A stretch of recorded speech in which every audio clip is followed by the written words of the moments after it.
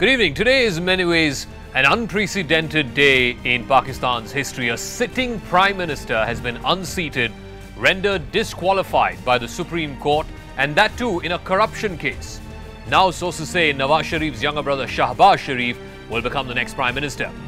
Whatever you may say about him, Nawaz Sharif, of all the civilian politicians that Pakistan has seen in the last 3 decades, he is the one person who has shown maximum interest in pursuing peace with India. He's had bilateral meetings with 6 different Indian Prime Ministers. If there's going to be a political flux for the next 10 months or so, until the next general election in Pakistan, how may this impact ties with India, and in particular for the security of Kashmir? It's time for Face Off. Nawaz Sharif is disqualified as Pakistan's Prime Minister by the country's Supreme Court for alleged money laundering and fraud in the Panama Gate scandal. An accountability court has been ordered to complete the trial against him and his family members within 6 months. And we'll be putting those questions to Major General retired KK Sinha. He'll be joining us here in our studios. Defence analyst Sheshadri Chari, National Executive Member of the BJP, Jaiveer Shergill, Supreme Court lawyer and Congress spokesperson, Vivek Kaju, former secretary in the MEA, and from Pakistan will be joined by Taimur Shamil, defence analyst, and barrister Zaid Saeed, former diplomat. Other headlines that we're tracking this Friday night: Indrani Mukherjee's former driver turned approver, Shambar Rai, tells court that she paid him to help her kill her daughter, Sheena Bora. Also hints at Peter Mukherjee's role in the murder of Sheena Bora. The Hurriyat's Azadi call is just a sham to peddle Pakistan's propaganda. CNN News 18 exposes the separatist business model where they buy top-end commercial property in Jammu and Kashmir using Pakistan's terror money. Nitish Kumar wins the trust vote in the Bihar Assembly, getting the support of 131 out of 243 MLAs, including that of his new ally, the BJP. He calls it an opportunity to serve and not to profit. And India right on top at the end of day 3 of the Galle Test match. Virat's boys have a lead of 498 runs. They're batting at 189 for 3 in their second innings. Right, fine. That's a beautiful shot from But up first, no Pakistan Prime Minister has ever completed a full term in office. And the Pakistan Supreme Court ensured today that Nawaz Sharif did not either, disqualifying him as unfit to continue in office for dishonesty to Parliament. This, of course, in connection with the Panama Gate scandal, where the Prime Minister and his family members were accused of floating shell companies and then routing money from Pakistan through those shell companies to buy high-end apartments in London. Nawaz Sharif's brother Shahbaz Sharif, presently the Chief Minister of Punjab province, has been named to take over. The political turbulence in Pakistan will have a perceptible impact across the border in India, and particularly with potential dire consequences for the security situation in Kashmir. First the story, and then we'll get to our debate. Supreme Court has unanimously decided that the Prime Minister of Pakistan and his cabinet has been disqualified. Disqualified, sacked, shown the door. Nawaz Sharif, a sitting Prime Minister of Pakistan, removed by its Supreme Court. Panama Gate catches up. The joint investigation team's findings speak of dishonesty, fraud and forgery. The next step, a special court will hear the charges against Sharif, his 3 children and other members of his family. It will complete proceedings within 6 months, but for all practical purposes, this is the end of the road for Nawaz Sharif. People of Pakistan, where the people have got aware of these things and they are putting the pressure from behind. His political career is finished because it's finished in the minds and hearts of the people of Pakistan. So what happens now in Pakistan? Irrespective of the fact that Nawaz Sharif's brother Shahbaz Sharif has been named to take over, there will be a period of political flux, which can only mean one thing: the army takes back full control. The biggest political beneficiary of Sharif's upheaval is expected to be Imran Khan and his party, the Tehreek-e-Insaf.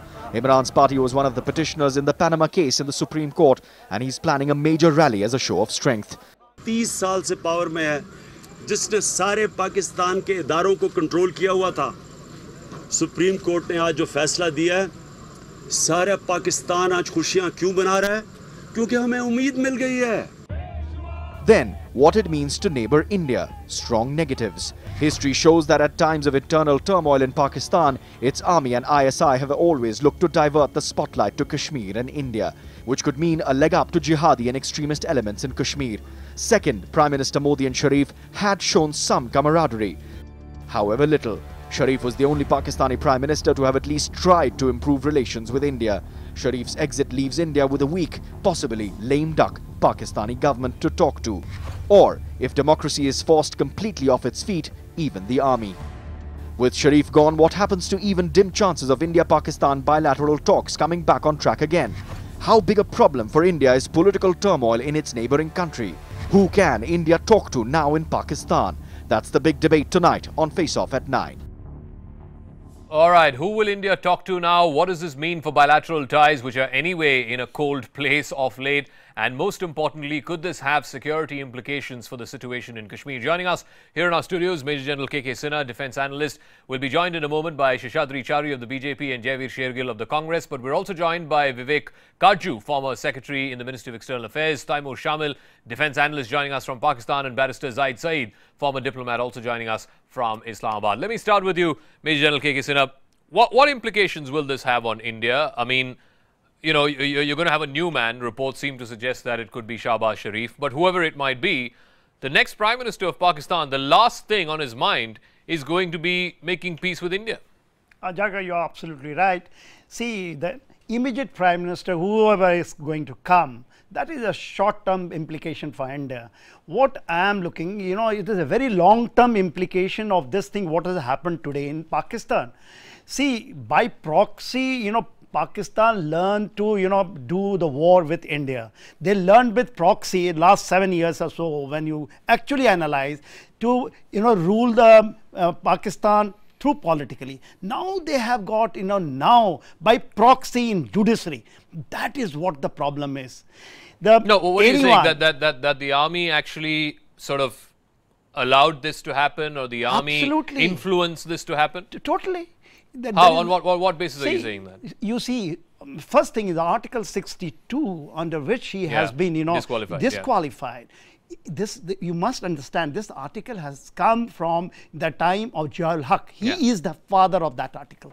It was challenged by PPP, and only, you know, Nawaz Sharif, he was not in favor to go out, and he has become the victim. Please see the implication of this. In Panama leak, there is no direct reference of the Nawaz Sharif. It is his children. Okay. Let me put that to the other panelists. Let's get in Vivek Kaju. Do you agree with this assessment? I mean, the levers of power in any case were always controlled from the back rooms by the Pakistan army. But reports about, you know, 2 military men on the JIT, one from the military intelligence, one from the ISI. There are some reports that some of the judges on this bench owed allegiance to the army. Would you buy that? Would you buy that all of this came to such a pass because relations between Nawaz Sharif and the army had hit break point, and the Dawn leaks was just a case in point where it sort of flared up in everybody's faces?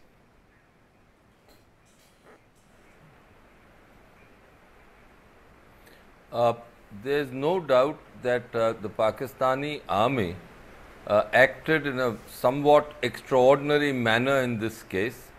I think the court's inclusion of an ISI officer and a military intelligence officer in the joint investigation team was to ensure that the civilian government, namely Nawaz Sharif, was not able to maneuver the civilian intelligence people or the civilian authorities who were in that committee.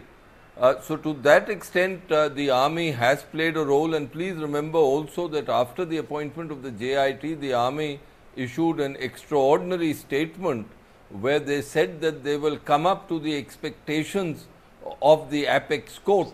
So therefore, obviously the army chief and his other generals were monitoring this. But I don't think that the army directly influenced the court judgment. Okay. The court judgment itself is a somewhat interesting judgment because it turns on a very technical issue, and quite frankly, I think the Pakistani court has opened a Pandora's box.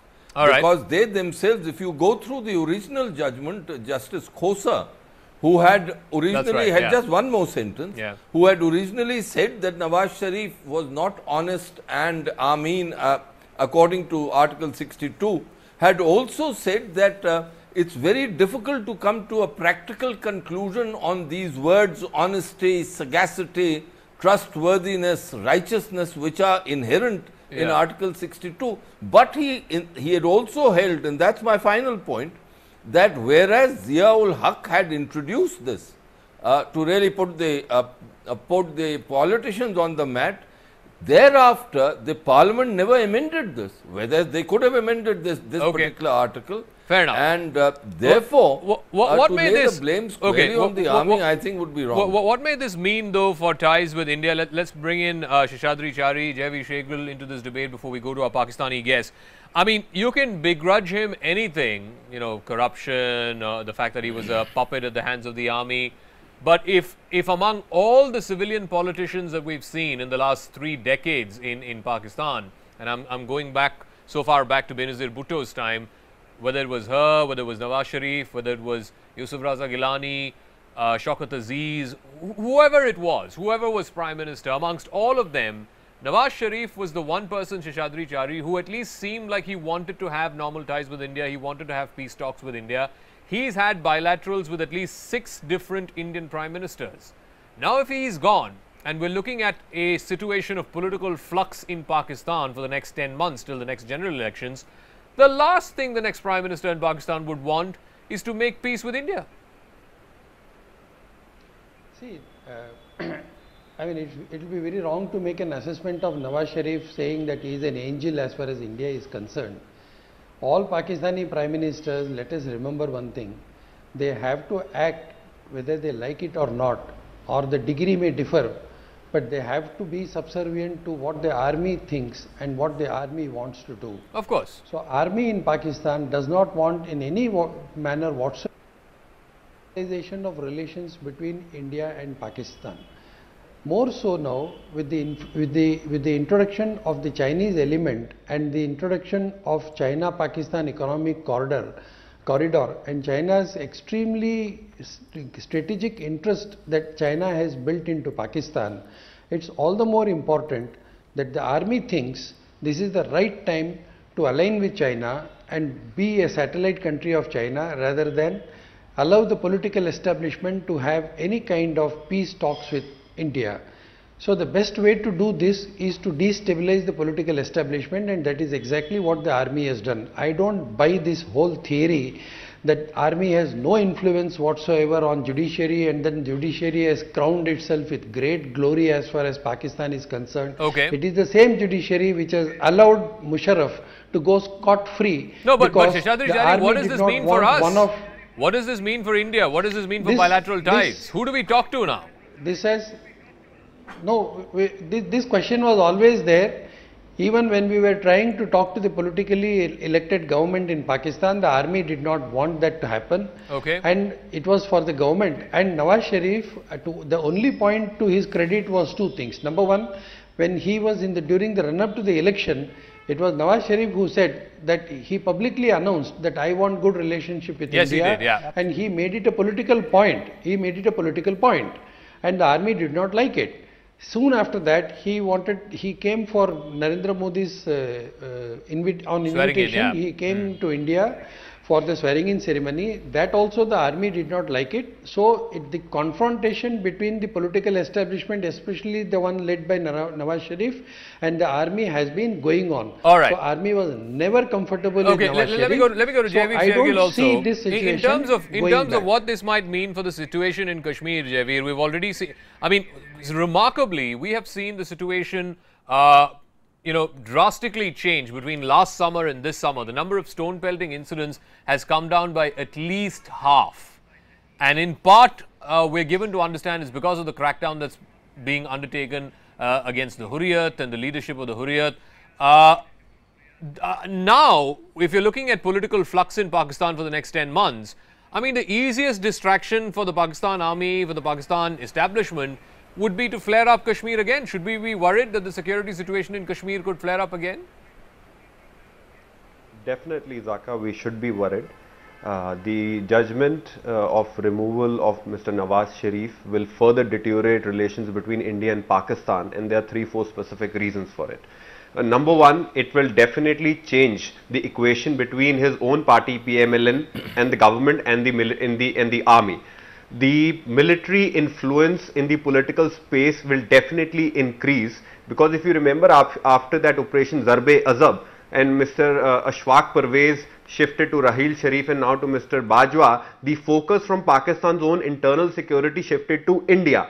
And after Mr. Nawaz Sharif, there was a perception within the public that maybe he can somewhat tame or control the military. Now the names which are cropping up, whether it's Mr. Khwaja Asif, who has openly given a statement against India on 26 December saying, I will not be afraid to use nukes against India, or his own brother, that will become meaning. They will be just remote controlled leaders till the next election come in. Today, military has a perfect opportunity to regain its somewhat lost control, if they did at all ever, to bring the focus or exaggerate the focus toward and meddle in Kashmir issues. Okay, let me get in Barrister Zahid Saeed as well as Taimur Shamal into this. Taimur, I mean, should India be worried? First of all, who do we talk to now? I mean, we'll know in the next few days, hopefully, who the next Prime Minister is going to be. But certainly, whoever he or she might be, the last thing on their minds is going to be peace with India. I mean, it's going to be, the shots are going to be called by GHQ. Well, I think when it comes to national security, army and the political government, they're on the same page. And I think Prime Minister Nawaz Sharif himself was pretty hard on the point of Kashmir, and he was adamant on the cause of Kashmir. So we can't say that Prime Minister Nawaz Sharif was very pro-India or anything like that. No, hang on. I mean, hang on. I mean, he must have gone to the UN and made a few noises in speeches there. But at the end of the day, I mean, you know, you are not giving him as much credit. I'll give him more credit for actually being amongst, and I listed Bhutto, Shaukat Aziz, Yusuf Raza Gilani. I think among all Prime Ministers in Pakistan for the last 30 years, Nawaz Sharif showed the most keenest interest in reviving ties with India.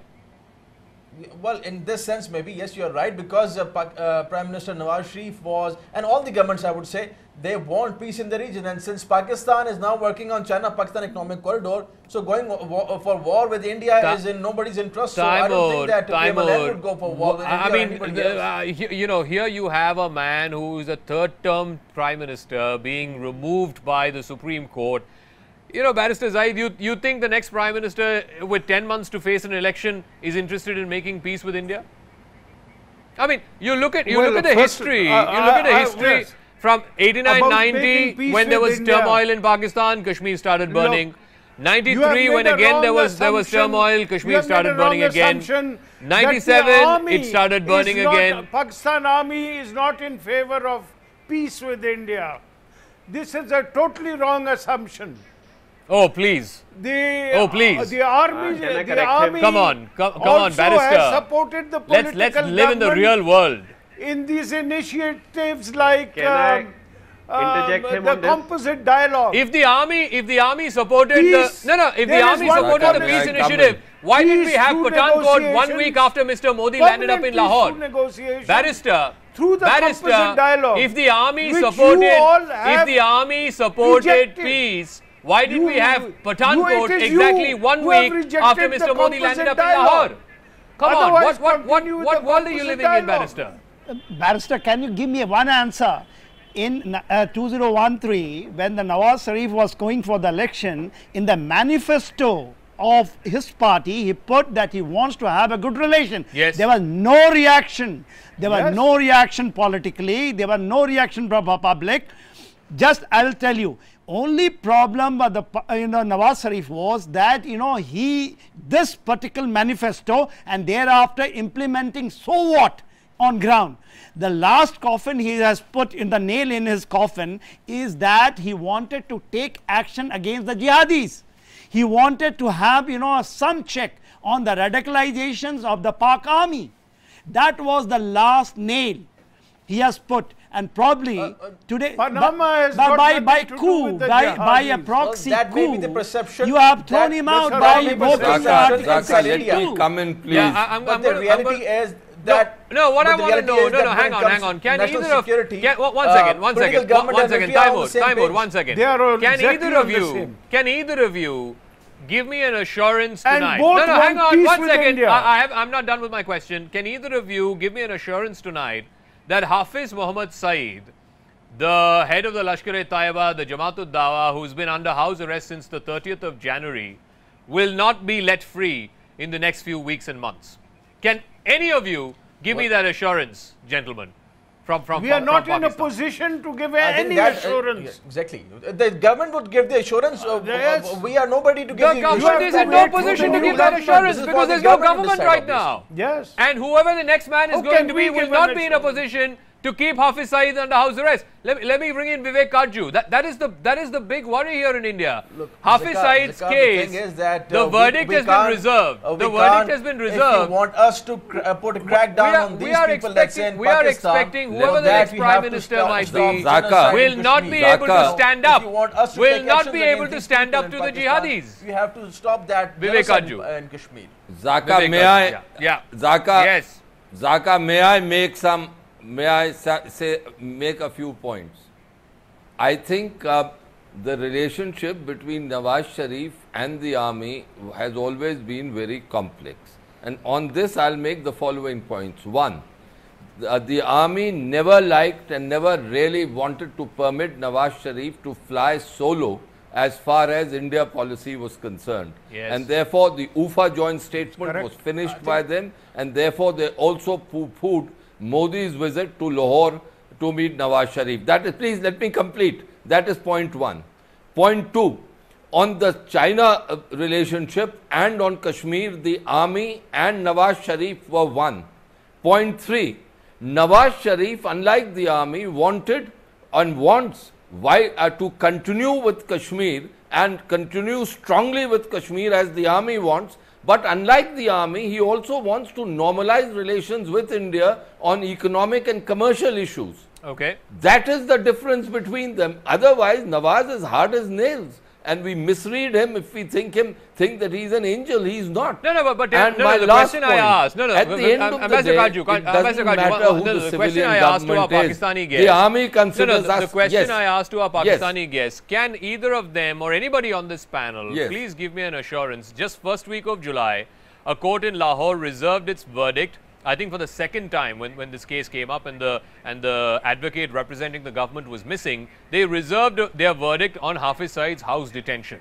Now in the changed circumstances, and we know whoever's going to be Prime Minister is going to be a weekend man or woman, how can he or she give an assurance that Hafiz Mohammed Saeed's house detention will continue? I'm in fact willing to wager on this show. If we can't, how can we? I'm willing to wager on this show. if you can give Hafiz assurance- Mohammed Saeed How will be can out we- in the next few weeks. Zakka, may I? One point. Zakka, Zakka, one I'd point. like to give If an you can answer give there. Assurance Yes. that pellet guns would not be used against. Oh, little come on, kids Taimur. and Don't innocent women be in Kashmir. stupid. We Don't can be tell you that we can stupid. take What is the action connection against between this. Hafiz Come Mohammed along, what are you Saeed talking and the use about? of pellet guns? No. You're giving a very That's childish stupid. argument. Absolutely Please. ridiculous. You're giving a juvenile argument. Hafiz Mohammed Vivek Saeed. Kajju, Vivek Kajju, the question I asked. The question I asked, Vivek Kajju.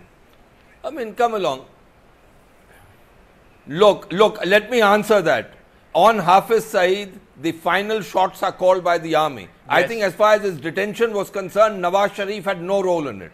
It was the army's decision, and it will be the army's decision, and the That's a wrong Pakistani perception, courts on and that that is just particular, inside this India. particular issue will take directions from the army. On that, I'm absolutely clear.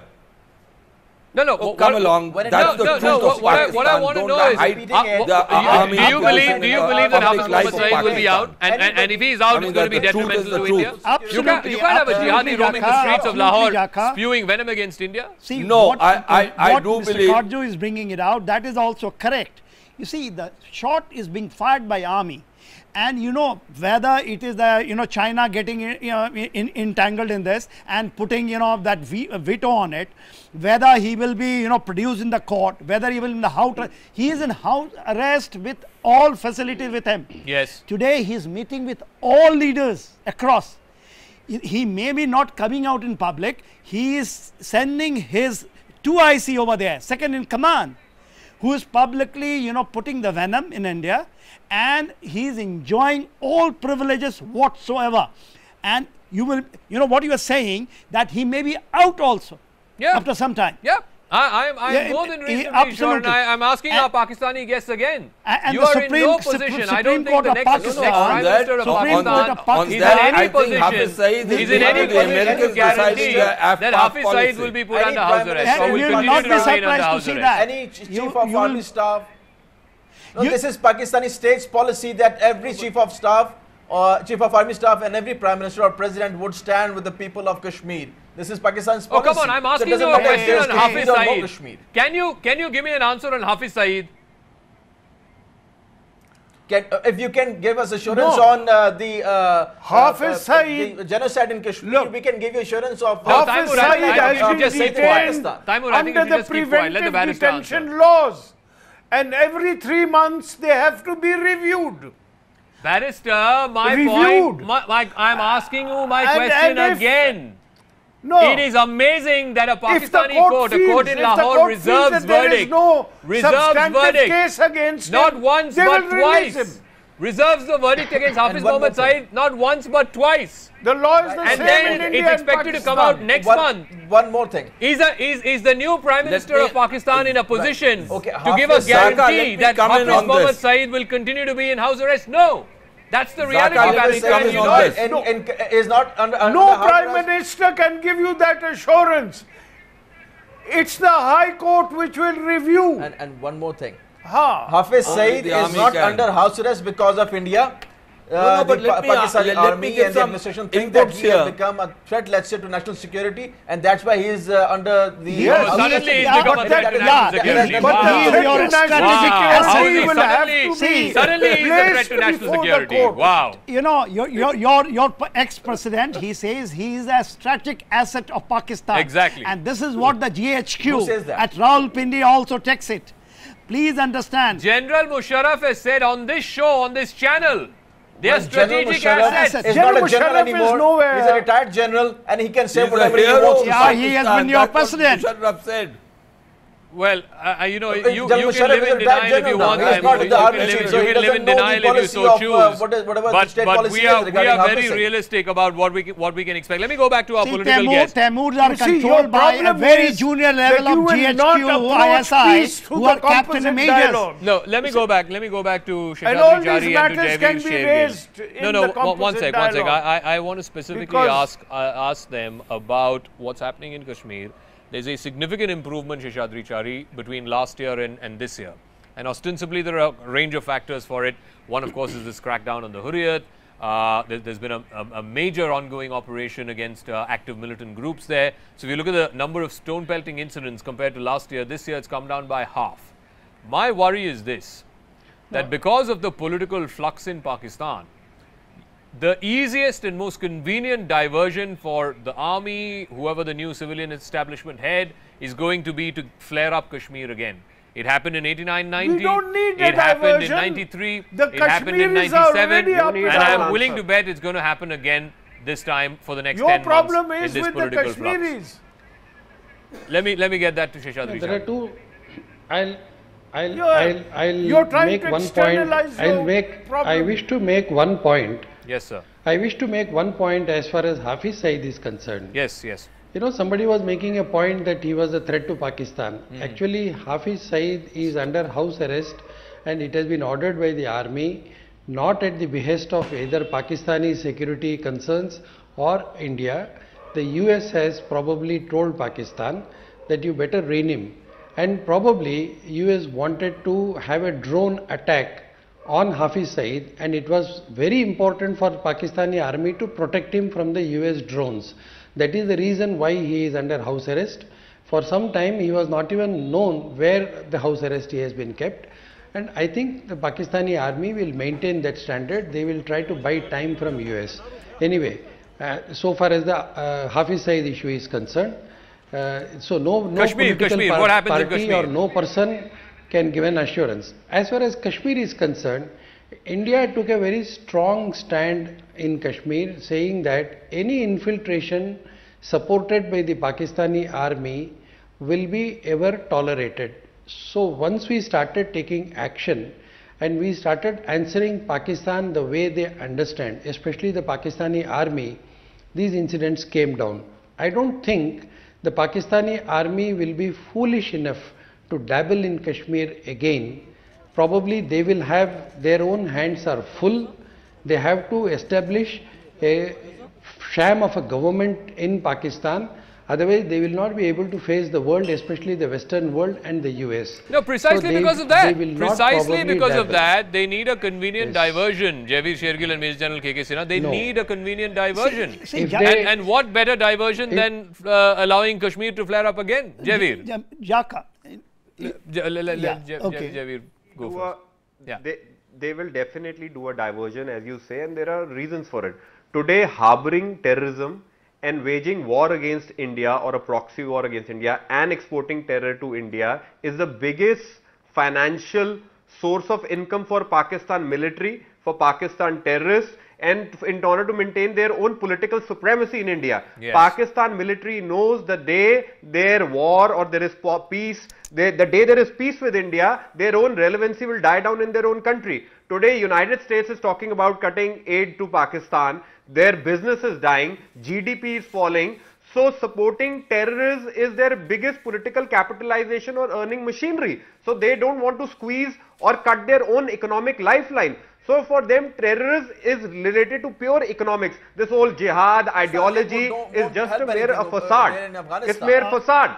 Now, India has to maintain a very careful and a beady eye on our borders, because Pakistan military will increase the terror export to our nation to satisfy their own financial and political appetite. No, what are you saying? Your record shows that. What are you saying? Suspicion, your record shows that. No, what are you saying? I can't hear you. Say it again. You're just made like that. What are you saying? You're suspicious by nature. Well, we are suspicious by nature. This is what you suspect. No, you tell me. How is it? No, Barrister. How is it? No, hang on, Barrister. How is it that the number of stone pelting incidents have come down by half? In 2017 compared to 2016, just when the government of India has started a crackdown on the Hurriyat. You tell me, do you have an answer for it? Yeah, well, we have been listening to you patiently, now listen to my point. Oh, okay. What's your point? The stone pelting has come down considerably because you have been using pellet guns against those people who use come on, time out. For God's sake, if nothing else, read some Indian newspaper. Can I call out his bluff? If nothing else, please read some Indian newspapers. You're using shotguns against those poor people. What are they going to do? Whenever there is a terrorist attack, we will use everything. Who is perpetuating war against the country? Pallet gun is one aspect. Pallet gun. Don't make the pallet gun. Don't make a feebless, statement like this. Please see. The Indian Army will make sure there will be absolutely, there will be zero infiltration. There will be not a single stone pelting. The reason why stone pelting has come down is action by Indian Army. Truth for you. This may be an unpalatable truth for you.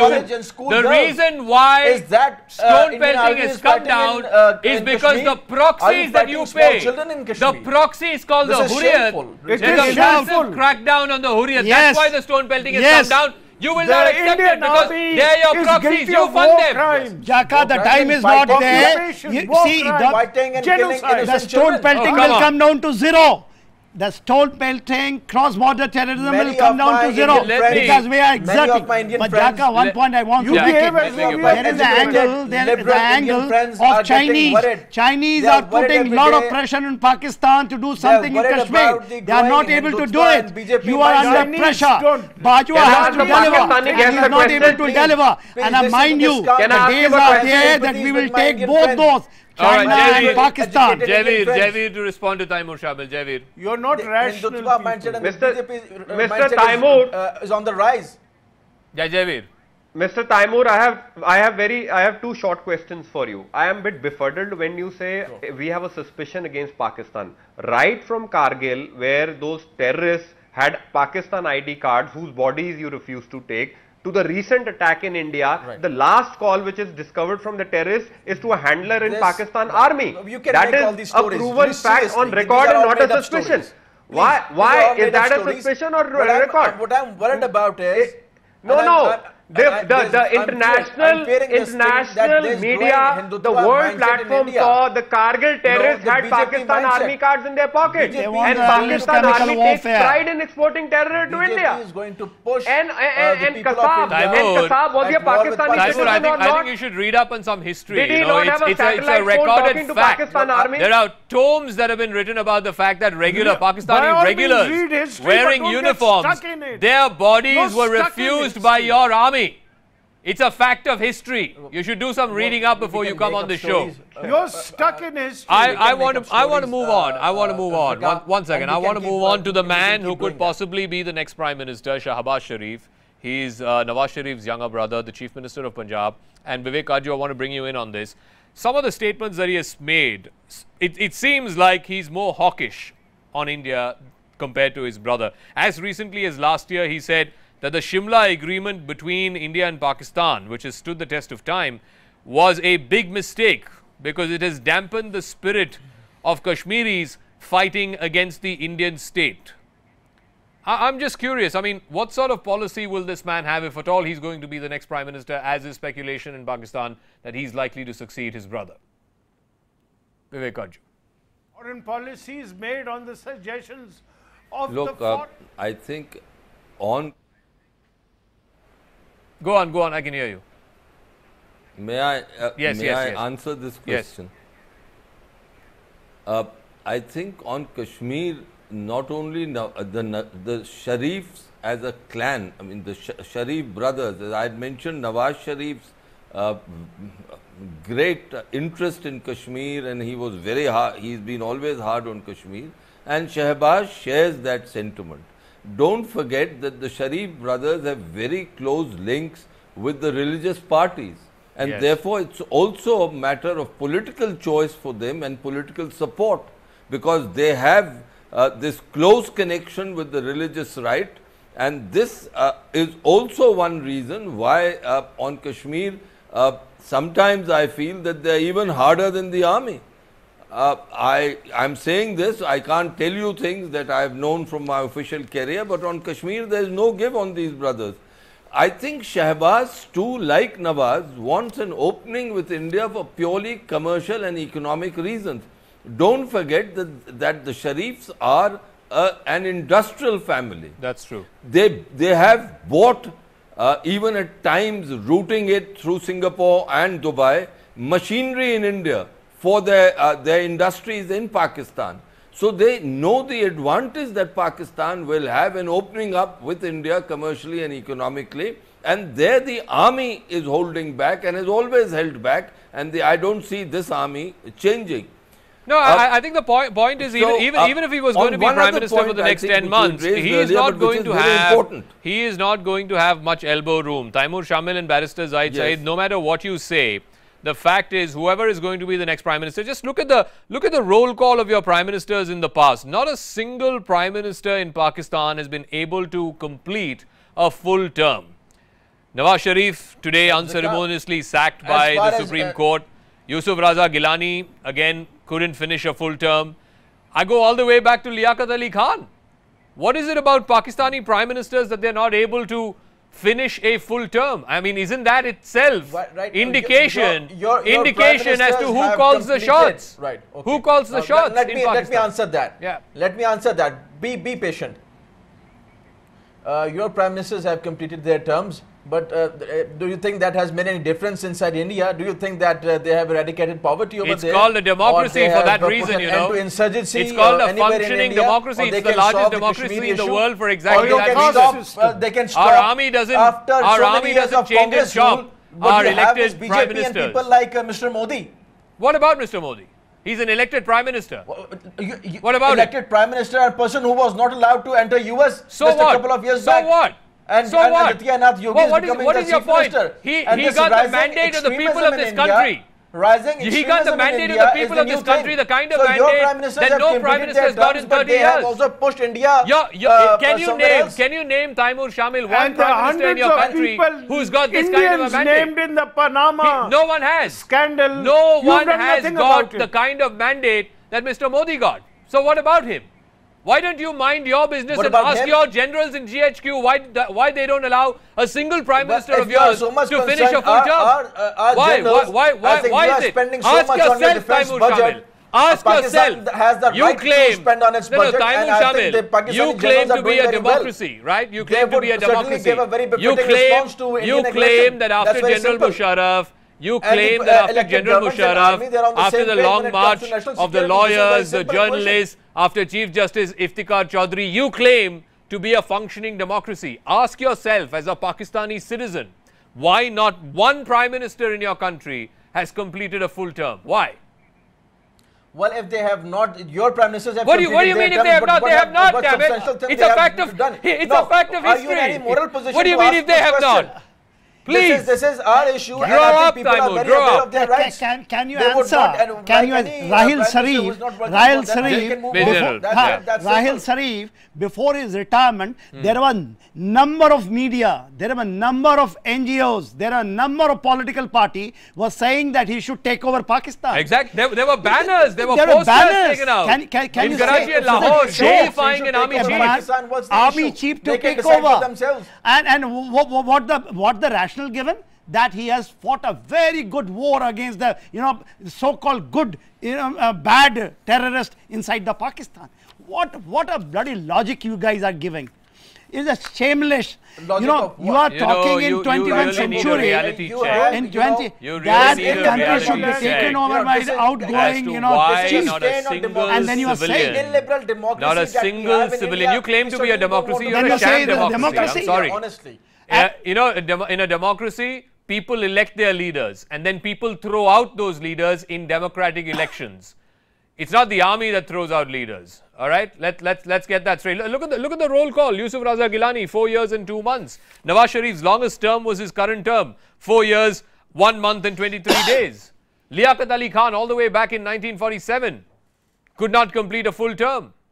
I mean, Pakistanis need to ask themselves this, that this is one singular difference between them and India. In India, the biggest of prime ministers. I don't think this country has seen a more have an extremist powerful. like Mr. Modi as our prime minister. Hang on. I don't. If Indira Gandhi could be democratically thrown out by the people of India, that is something that you should emulate. You should be able to democratically throw your prime minister out, not depend on the crutches of the army. Not depend on GHQ for instructions. No democracy. This is illiberal democracy in India. Oh, come on. Illiberal democracy. As if you come from the most liberal country in the world. We can see BJP. Please look at yourself in the mirror. We can see Mr. Modi. Look at yourself in the mirror. You should be the last country on the planet talking about liberalism. 200 million people. Let me go back to Sheshadri Chari and to Barrister, in which country in judiciary the two people of army is put in JIT? Exactly. An ISI man and a military intelligence man is there in the JIT to inquire corruption allegations against the Prime Minister. Wow. It was on 20th April when there is a verdict. There is a split in the verdict of the two judges give it in the favor that he should be thrown out and 3 is not in the favor, and JIT is formed. You put 2 army men, one guy who is against the Nawaz Sharif family, and one guy who is very close, so-called the next prime minister after some time, maybe after a year or so, and they make a coup, a proxy coup. This is wrong, and this is a killing a democracy in a country. No, what is wrong? Was there not an ISI man in the JIT? Was there not a military intelligence man in the JIT? Did not Hassan Nawaz Sharif petition the court saying, please remove these 2? This is an unfair panel. Was it not true? Why have you got only 26 Muslims in the Lok Sabha? Oh, come on. Come on. Yes, that's a fact. For God's sake. God's sake, you should be the last people talking about the fate of minorities. Against the Muslims. What happened to the Hindus in Pakistan? What happened to the Christians in Pakistan? What happened to the Shias? What happened to the Ahmadiyas? Come on, hold a mirror to yourself, Barrister. Hold a mirror to yourself. They can have representation. I'm going to wrap up. This is, and in the Barrister, you're living in some alternate reality of your own country. Sheshadri Chari, Jevi Shergill, I'll take closing comments. I'll take closing comments. I'm over and out. I'm done with Barrister and with Taimur. Closing comments, 30 seconds to both of you. are we now looking at, I spoke to General Musharraf earlier in the day, he says the natural political beneficiary of this turmoil is going to be Imran Khan. Imran Khan is going to take out a massive rally, I'm told, in Lahore on Sunday. Are we now, or at least should we get used to the possibility that Imran Khan could be the next Prime Minister of Pakistan? Sheshadri Chari first and then Javi Shergill, and then I'll wrap. I don't think the army will be very comfortable with Imran Khan, because the army will have to balance the clergy and the political establishment, and the clergy in Pakistan does not like Imran Khan and they don't consider him Islamic enough. We were discussing earlier this point about democracy. It's very ironical that you are asking the Pakistani guests about democracy. Pakistan can never have a democracy which is so totally radicalized. For that matter, Islamic theology does not tolerate democracy. There is no democracy in any of the Islamic theological countries. Therefore, that's a different subject, so we will not rather go into that. Pakistan has strayed far away from democracy, so we are not talking about all these issues as far as the Pakistanis are concerned. But when it comes to Imran Khan, always remember one thing: Imran Khan may be liked by the army for some reason, but again Imran Khan will face the same fate as long as his relationship with India is concerned. If you think Imran Khan will be a better bet, it will not be. The clergy will not allow Imran Khan as next Prime Minister, and how may India get ready for that possibility? Zakka, the true benefactor of this political turmoil in Pakistan is Pakistan military. India needs to realize this reality. India also has to be more vigilant, cautious, because we are now dealing with the establishment which sole focus is to damage India. Number 3 to Pakistani guests. After 1947, India has become a global exporter of talent and Pakistan has become a global exporter of terror, and that is the bitter reality, bitter truth. It is swallowing your nation. 300 kids die in Peshawar and still Pakistan is not learning the lesson. Wake up before it's too late. I mean, just few days ago, there was a massive attack in Lahore of all places, and yet the Pakistanis seem to be in denial of that fact. I'm going to thank all my guests. In case you're on the Twitter poll, please do continue to vote. It's open for the next few hours. It's our pinned tweet on @News18. Thanks to all my guests. On the other side, our special campaign with Tata Tea, Alarm Bajne Se Pehle Jago Re. That's coming up on the other side. Thanks for tuning in to Face Off.